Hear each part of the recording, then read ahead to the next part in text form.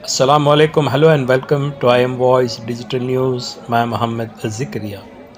10 माह मुहर्रम बड़े खुलूस और एहतराम से शहर बेंगलोर में मनाया गया। कहीं ताज़िए निकाले गए तो कहीं मजलिसों का इनेकाद किया गया।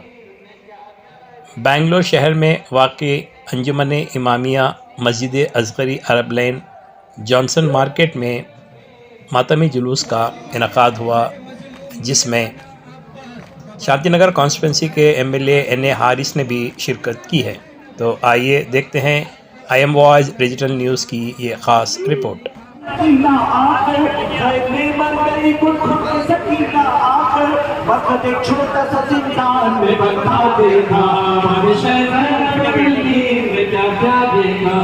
हर साल आते हैं हम, आज क्या भी ये नहीं है, हर साल आते हैं। आज आशुरा का दिन है सर, क्या पैगाम रहेगा अवाम उन्नास के लिए?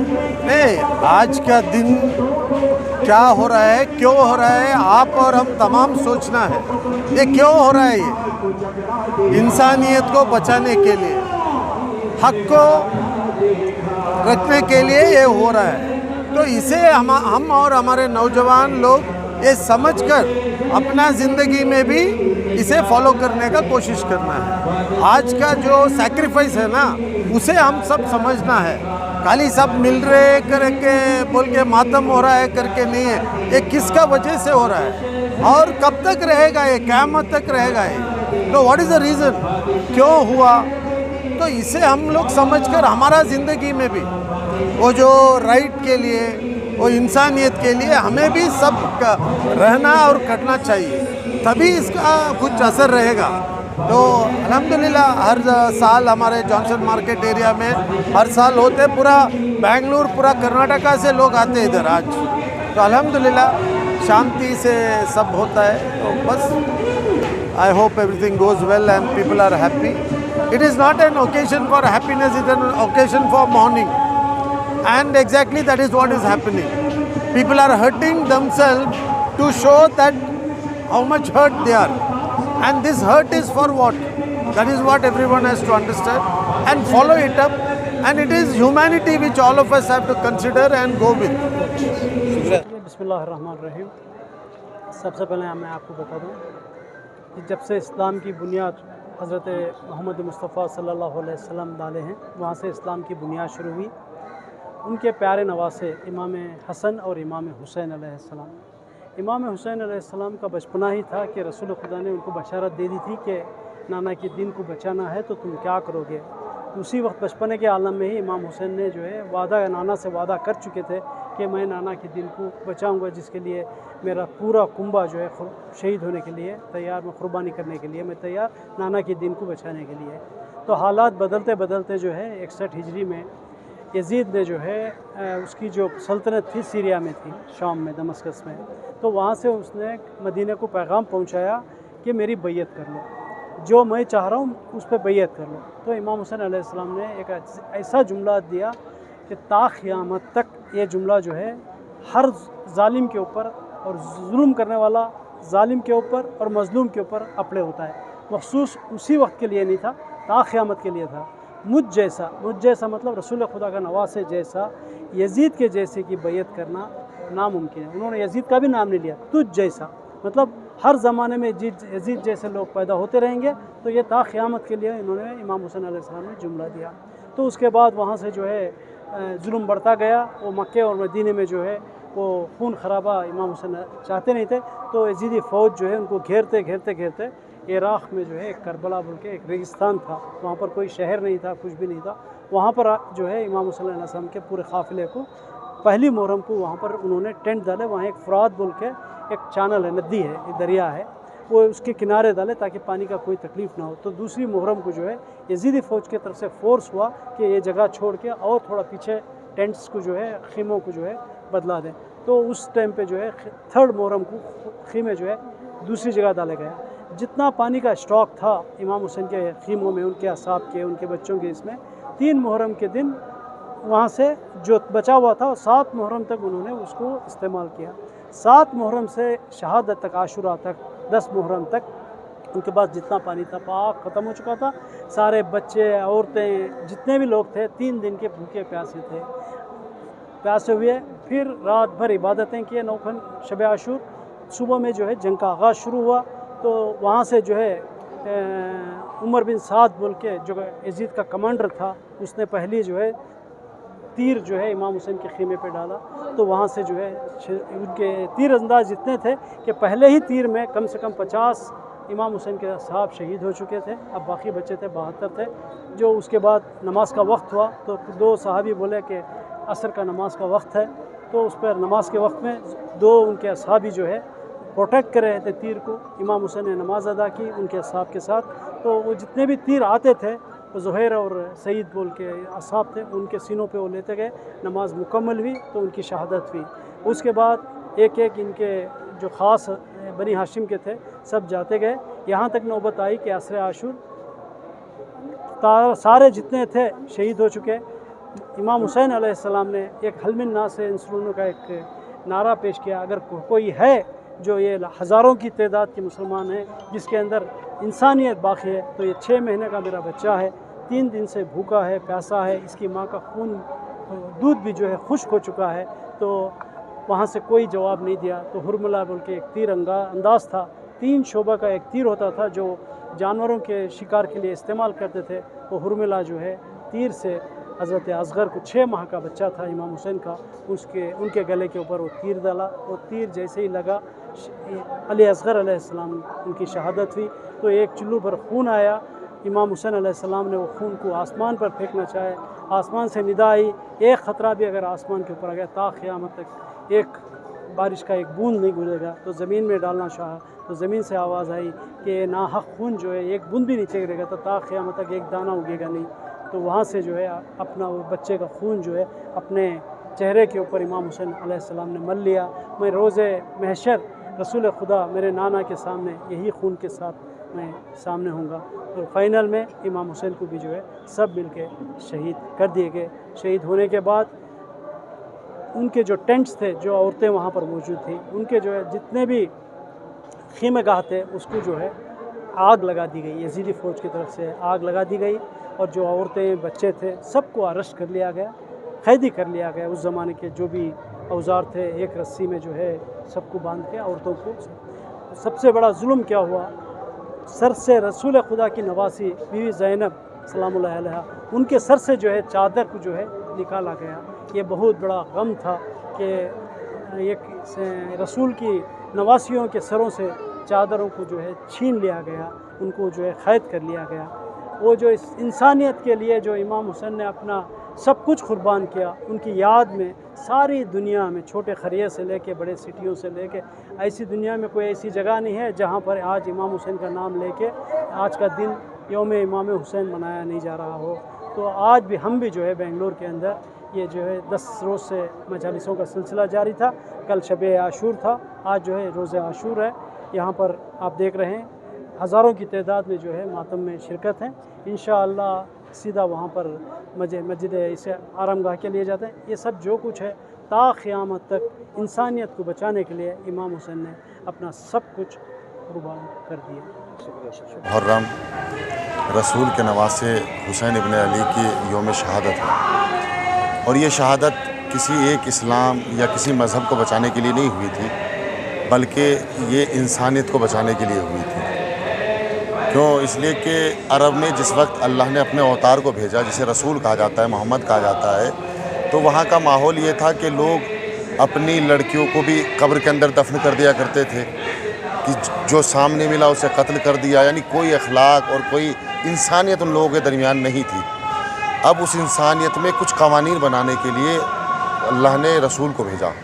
कवानीन बनाए गए कि ये कानून है, इस कानून को पार आप नहीं कर सकते।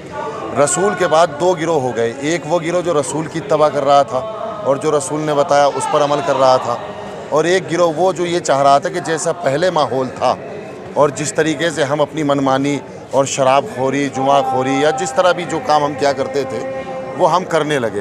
तो अब ये रसूल के नवासा, उनकी बेटी का बेटा, इन्होंने कहा कि अगर मैं ज़िंदा रहूँगा तो मैं ये काम नहीं होने दूँगा, बल्कि जो रसूल ने लोगों को कानून बताया और कैसे एक इंसान को ज़िंदगी गुजारना चाहिए, ज़िंदगी उसी अंदाज से गुजारी जाएगी।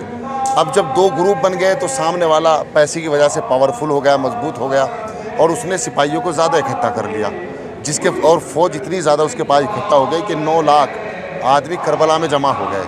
लेकिन ये 72 थे। इन्होंने कहा कि ज़रूरी नहीं कि किसी मकसद को बचाने के लिए कत्ल ही किया जाए, कभी कभी मकसद को बचाने के लिए इंसान को खुद भी कत्ल होया जाता है। जैसे आपने हिंदुस्तान में देखा, गांधी जी ने अहिंसा को इख्तियार नहीं किया, उन्होंने डंडा लड़ाई झगड़ा नहीं किया, बल्कि शांति के साथ अपने मुल्क को बचाया। इसी तरीके से हुसैन ने इंसानियत को बचाया। तो ये जो आज हम जुलूस निकाल रहे हैं, ये किसी एक मज़हब से ख़ास नहीं है।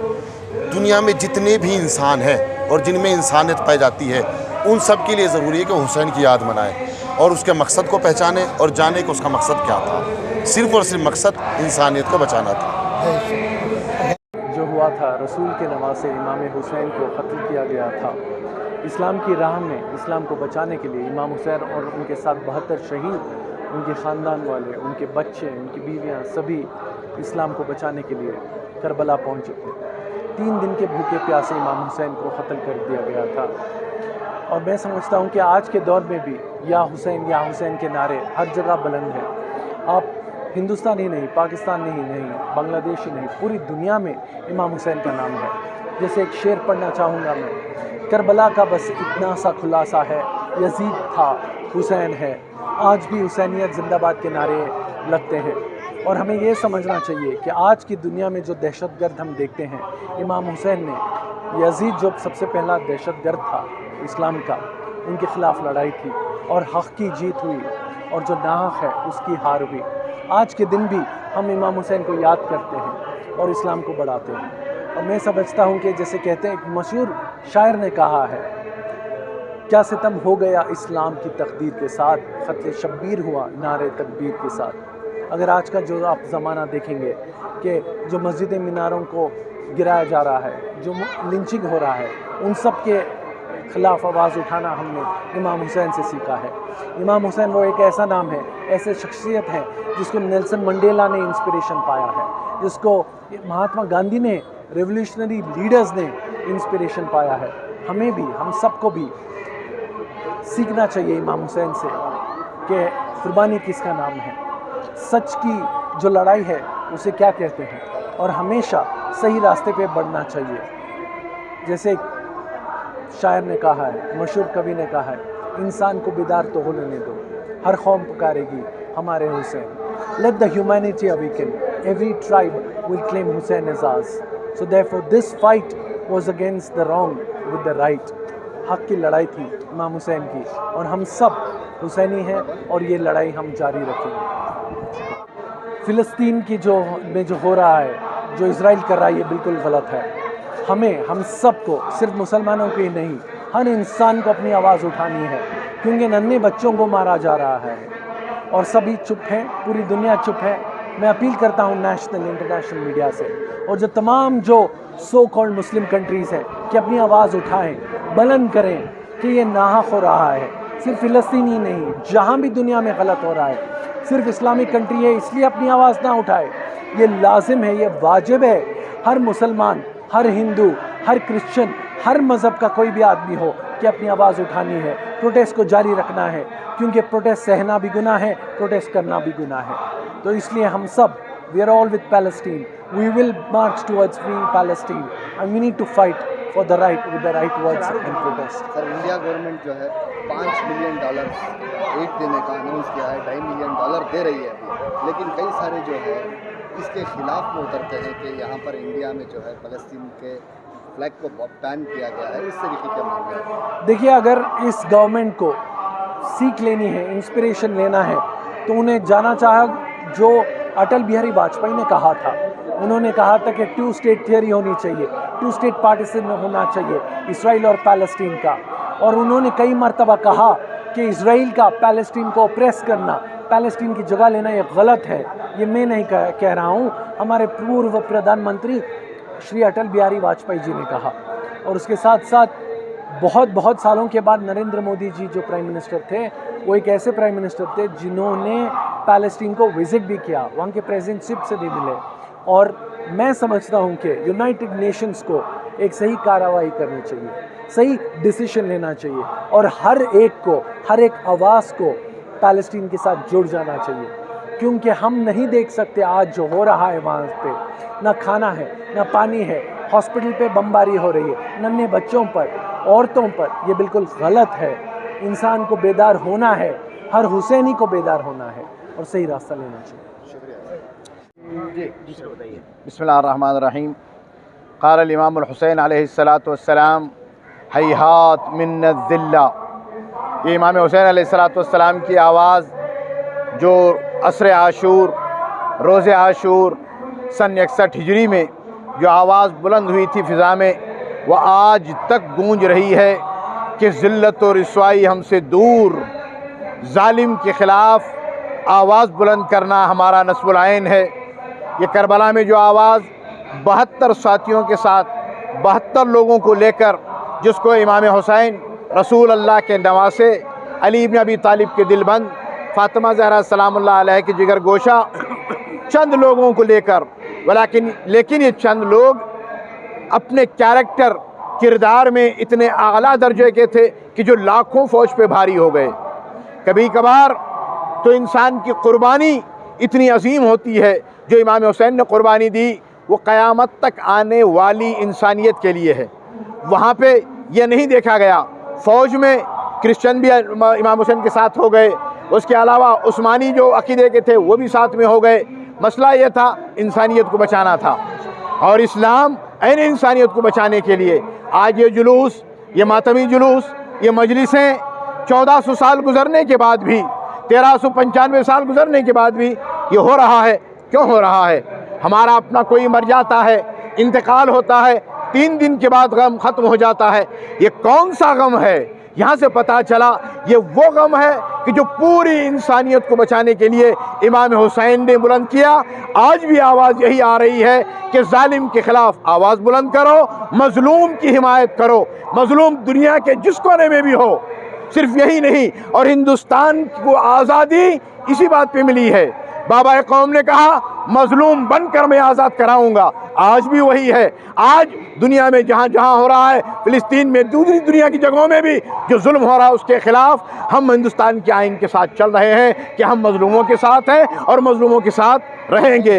हुसैन का पैगाम मज़लूमों के साथ है और ज़ालिम के ख़िलाफ़ है। इंशाअल्लाह, मन नस्रुल्लाह मिन इंदिल्लाहिल अज़ीज़िल हकीम।